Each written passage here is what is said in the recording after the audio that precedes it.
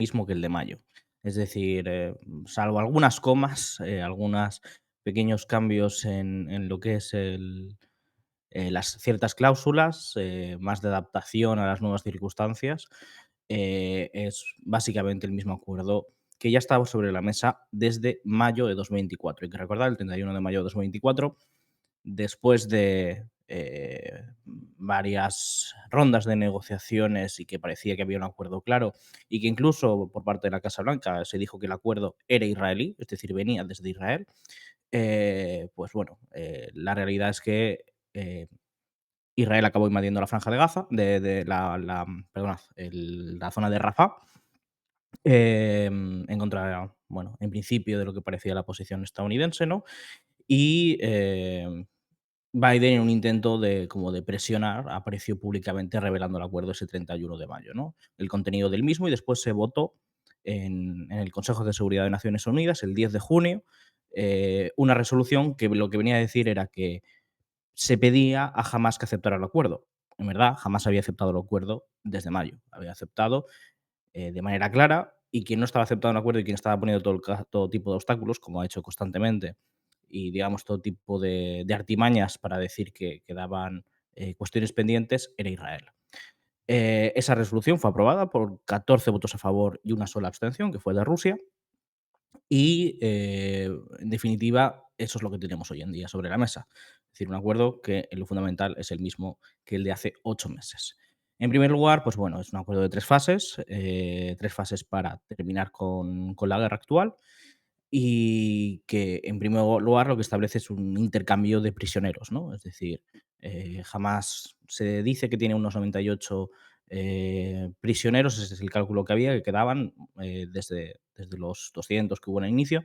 De esos 98 se cree que la mitad seguramente estén muertos y la otra mitad aún queden vivos. Lo que se habla es de una primera fase en la cual se liberan lo que son los prisioneros, mujeres, niños de menos de 19 años. Esto de menos de 19 años es básicamente una medida que se ha puesto porque, en principio, hasta donde conozco, debe de haber un prisionero israelí que tiene 19 años y que seguramente no haya hecho el servicio militar. Entonces, digamos, por esa circunstancia, pues los israelíes habrán puesto el baremo ahí de menores de 19 años y correspondientemente los palestinos han puesto el mismo baremo. Acciones de mayores de 50 años y civiles heridos o enfermos. En general, digamos, esa es la cláusula. Em, Hamas y Yihad Islámica Palestina, ¿no? El resto de grupos, creo que estos dos son los que realmente tienen prisioneros. Pondrán en libertad vivos o muertos a 33 prisioneros y a cambio por cada uno de ellos, Israel también liberará a 30 prisioneros palestinos, ya sea menores o mujeres. Es decir, por cada niño, 30 menores, de la misma manera, por cada mujer, 30 mujeres, etcétera, ¿no? Equivalencia. En el caso de las mujeres soldado, ¿vale? Serán 50 prisioneros palestinos. Después, adicionalmente, también hay otra serie de cláusulas, como por ejemplo, que se liberará a 47 palestinos que fueron arrestados por el mismo delito después de haber sido liberados en 2011 en el acuerdo de Gilad Shalit. Y después también se liberará a todas las mujeres y niños menores de 19 años detenidos desde el 7 de octubre. Hay que recordar que Israel ha encarcelado a muchos palestinos desde el 7 de octubre, principalmente como carta de negociación, básicamente. Y estos evidentemente ninguno tiene que haber podido participar en el ataque del 7 de octubre, ¿no? Estos, quienes sean liberados no pueden volver a ser arrestados nuevamente por los mismos cargos, ni obligados a firmar condiciones de liberación, algo que suele hacer Israel.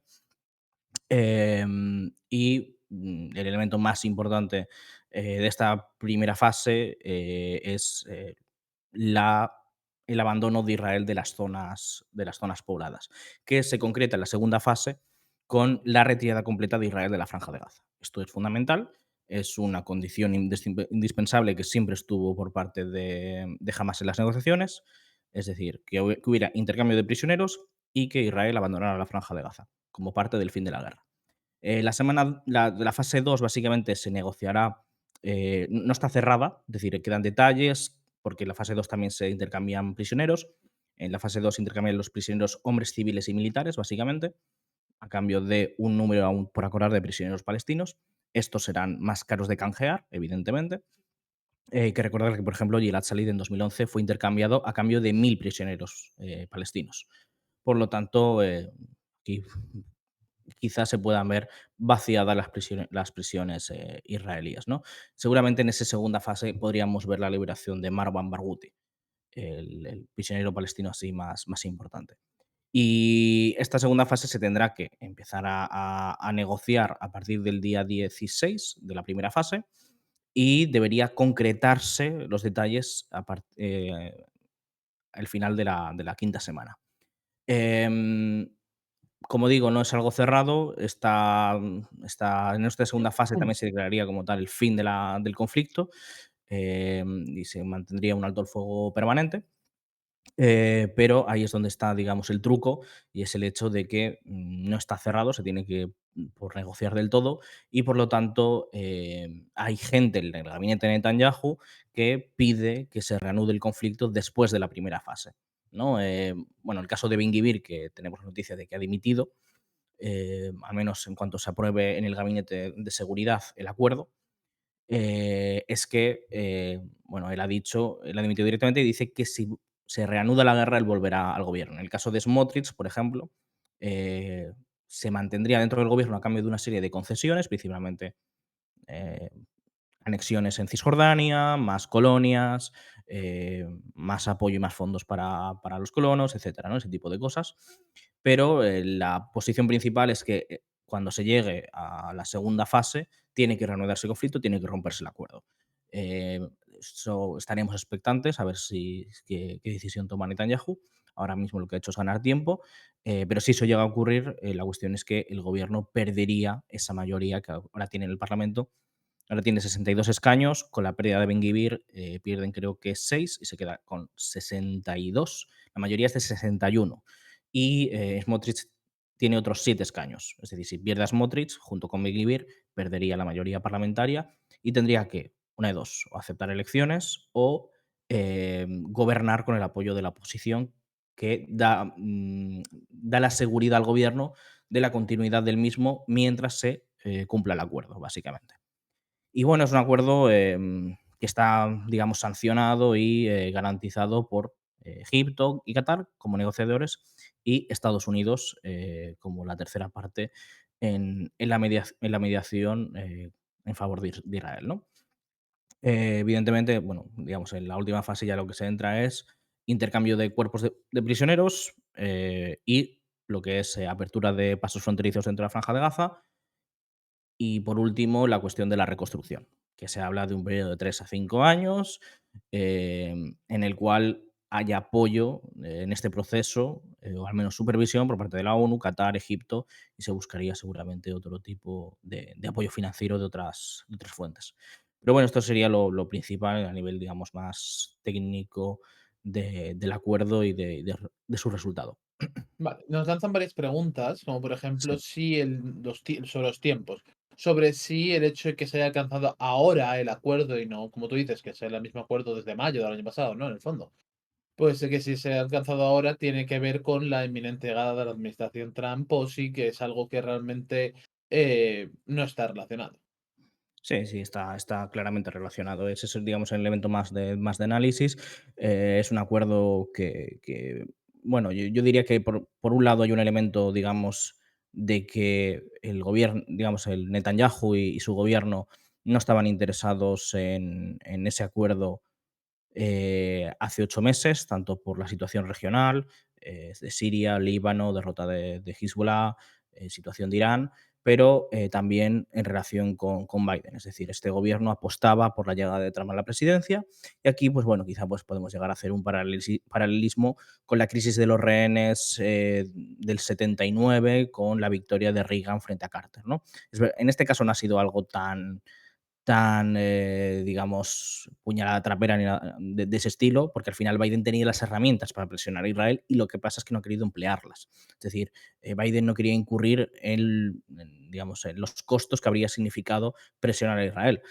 que a nivel, digamos, político electoral no habrían sido costos, habrían sido beneficios, porque lo que se ha demostrado es que las elecciones las ha perdido en buena parte por, por apoyar, por mantener ese apoyo cerrado a Israel. Pero bueno, el otro elemento que de Trump es importante desde la perspectiva de que una vez ha ganado las elecciones, es la nueva administración entrante, no es una administración que está muerta como la de Biden y que por lo tanto no tiene valor político para Israel, sino que es una administración con la que el gobierno israelí quería mantener buenos términos. Esto es algo típico en 2000, por ejemplo, cuando Bush salió y entró Obama, 2008-2009, eh, Israel hizo un alto fuego en los mismos términos. Después de la operación Plomo Fundido, fue la inauguración, la llegada de Obama a la Casa Blanca y Israel hizo un alto el fuego. ¿Por qué? Porque lo que busca es mantener los buenos términos, la buena relación con la administración entrante. A los pocos meses, Israel volvió a bombardear la Franja de Gaza.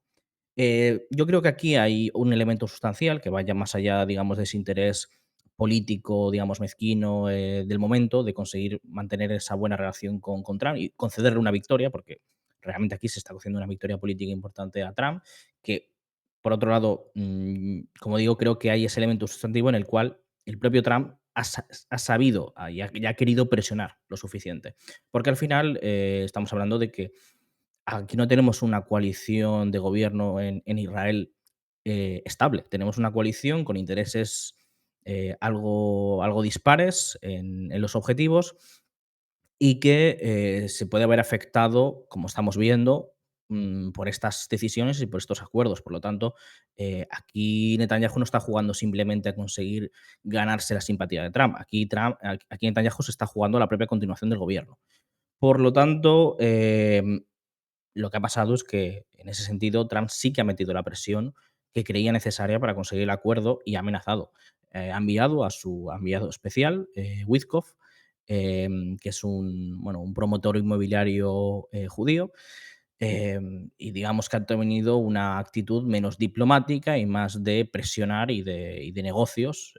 Parece que está en la línea con el tipo de carácter que tiene Trump como hombre de negocios y, bueno, lo que se está diciendo en la prensa israelí es que ha metido el acelerador y ha dicho: "Esto se tiene que firmar antes de que se llegue a la inauguración y eso tiene que estar cerrado para dar y si no, pues, Trump podría llegar a condicionar ciertas cosas". Y los israelíes, pues, se han achantado, esa es la realidad y bueno, entonces, yo diría que Trump tiene una influencia significativa y creo que esto quizá no habría sido posible con Kamala Harris llegando a la presidencia si no hubiera llegado Trump. Vale, pues nos hacen más preguntas. Un segundito. Nos preguntaban específicamente sobre, lo he perdido, si a Hamas le interesa que liberen a Marwan Barghouti siendo de Fatah y hasta qué punto, si esta persona fuese liberada, habría algún cambio dentro de la Autoridad Palestina. La Autoridad Palestina siempre se ha opuesto a la liberación de Marwan Barghouti y seguramente le crearía problemas políticos. Respecto a Hamas, básicamente Hamas no hace ese tipo de diferencias. Es una organización que evidentemente tiene sus intereses particulares, diferentes al resto de facciones palestinas, que le dan ese carácter islamista a la lucha de liberación nacional, pero ellos no juegan con este tipo de cosas, porque políticamente no les vale la pena y porque no está dentro de sus principios. Jamás saca mucho más de liberar a Marwan Barghouti, por más que perdiera las elecciones. Es decir, es que sí, las encuestas muestran que Marwan Barghouti es el líder político palestino mejor valorado entre la sociedad y ningún líder de Hamas podría ganar unas elecciones frente a él, unas elecciones presidenciales. Pero dentro de la resistencia palestina eso tiene un valor. Es decir, la cuestión de los prisioneros y la cuestión de esa liberación tiene mucho más peso y mucho más valor político que simplemente eso, intereses particulares respecto a quién ganaría unas elecciones. Al final, Marwan Barghouti ha tenido relaciones muy estrechas con el propio Hamas durante la segunda intifada, ha liderado a parte de estos grupos y bueno, es decir, su liberación sería, como digo, un capital político enorme y jamás no tendría ningún problema en cooperar estrechamente con él y realizar un frente unido. Y esa sería seguramente la realidad de bueno, de esa liberación. Otra cuestión que se ha tratado es el hecho de que, bueno, Blinken ha salido hoy hablando de que Turquía también ha tenido un papel importante en las negociaciones. Tú has Mm. mencionado antes a Qatar, a Egipto, al propio Estados Unidos y Blinken ha mencionado también a Turquía. ¿Crees que ha tenido un papel más o menos relevante también o que ha sido algo figurativo o que lo ha dicho Blinken simplemente por quedar bien? A mí me parece que Blinken lo ha dicho por quedar bien. Es decir, no hay ningún elemento que pueda dar pistas de que Turquía ha tenido un papel de relevancia. Es decir, Turquía lo puede tener en el futuro. Turquía tiene buenas relaciones con Hamas y sobre todo con el ala que ahora mismo está cogiendo más influencia dentro de la organización. Hay que recordar que Hamas va a tener elecciones internas. Tiene elecciones internas cada 4 años. Las tuvo en 2021, la última vez, cuando se eligió a Yahya Sinwar como líder de Hamas en la Franja de Gaza y se ratificó en el cargo a, no, perdonar, se ratificó tanto a Yahya Sinwar, que ya era desde 2017, y se ratificó también en el cargo a Haniyeh como líder de Hamas. En 2025 habrá elecciones de nuevo y yo creo que ¿eh? No, está tosiendo, Ah, perdón. vale. Gracias a ese alto el fuego, que era una de las condiciones para que hubiera esas elecciones internas, y Turquía yo creo que tendrá una influencia significativa, teniendo en cuenta que hay gente importante como Khaled Mesal, antiguo líder de Hamas, entre el 2005 y 2017, que va a tener, que, bueno, que tienen relaciones estrechas con Turquía e incluso han llegado a residir allí. Entonces, respecto a eso, digo, Turquía tendrá y tiene influencia, pero yo creo que en estas negociaciones no ha tenido ningún papel importante. Y lo que ha dicho Blinken hoy ha sido fundamentalmente un intento de hacer una táctica de desvío, de espejo, es decir, de darle la vuelta a la narrativa y decir que, bueno, lo que han dicho desde el principio, desde la prensa estadounidense, de que el acuerdo se estaba viendo obstaculizado porque jamás había puesto nuevas condiciones, supuestamente. Esto es lo que ha repetido, bueno, lo que ha dicho Netanyahu desde esta mañana, ¿no? Diciendo em, que el corredor de Filadelfia iba a quedar en manos de Israel y que eso no iba a cambiar y que era jamás quien estaba imponiendo nuevos obstáculos al acuerdo. Y es que eso no es así, porque es que es lo que había firmado. De hecho, es que ya lo habían firmado, es que está sobre el papel, está sobre tinta en el documento y ahí lo que está diciendo, digamos, Netanyahu es intentar renegar de ese acuerdo, intentar cambiar las condiciones y, y culpar a Hamas a través de ello. Y la realidad, y lo que se ha visto hoy esta noche de manera muy clara, es que era un conflicto interno dentro de la administración de Netanyahu, dentro de su propio gobierno, porque Ben Gvir está metiendo mucha presión, Ben Gvir está presionando por la derecha para que Smotrich también se salga del gobierno y Smotrich a su vez está imponiendo muchas condiciones que le ponen en un compromiso al propio Netanyahu frente a Trump. La realidad es que Netanyahu no puede renunciar a este acuerdo. Puede quedar mal de cara a la administración Biden, por ejemplo. Lo que se está hablando de que ahora el acuerdo quizá no se inicie el domingo, sino que se inicie el lunes, porque hay dificultades internas, ¿no? Dentro del gobierno para llegar a un acuerdo final y se tiene que votar aún en el Consejo en el Gabinete de Seguridad, pero Netanyahu no se va a atrever a pisarle el acuerdo a Trump. Esa es la realidad. Y al final va a ceder para que haya acuerdo. Es decir, está haciendo un circo, está realmente moviendo el tema mediático para generar esa incertidumbre y crear la impresión de que está siendo firme y que se está imponiendo frente a Hamas, cuando Hamas aquí no pinta nada ni tiene nada que ver con estos cambios de vientos que hay dentro del gobierno de Netanyahu. Y Blinken lo que hace, como siempre, es jugar su parte del juego, como ha hecho Estados Unidos durante todo este tiempo, e incluso a nivel diplomático, ¿no? Diciendo que Turquía ha conseguido quitar de en medio el obstáculo que estaba poniendo Hamas. Bueno, pues sin más, una jugada más de siempre, ¿no? Como digo, en el Consejo de Seguridad se llegó a votar una resolución que decía que el acuerdo era de Israel y que ya Israel lo había aprobado y que solo faltaba Hamas que lo aprobase, cuando la realidad era al contrario. Bueno, en relación, ya que lo estás mencionando ahora, quizá podría ser interesante hablar un poco más de qué se diferencia la posición de Ben Gvir de la de Smotrich respecto a todo esto. ¿Por qué Ben Gvir se ha bajado ahora de amenazado ahora con bajarse el gobierno, mientras que Smotrich tiene una postura diferente, y un poco cuáles son las raíces de esa diferencia. Vale, sí. Bueno, en primer lugar es una cuestión, digamos, más electoral, política, por la cuestión de que Smotrich tiene las encuestas muy a su favor. Las encuestas le dan en general unos 8 escaños, presentándose en solitario con su partido, Poder Judío, y él, pues bueno, ha sabido, digamos, capitalizar muy bien el conflicto en su favor.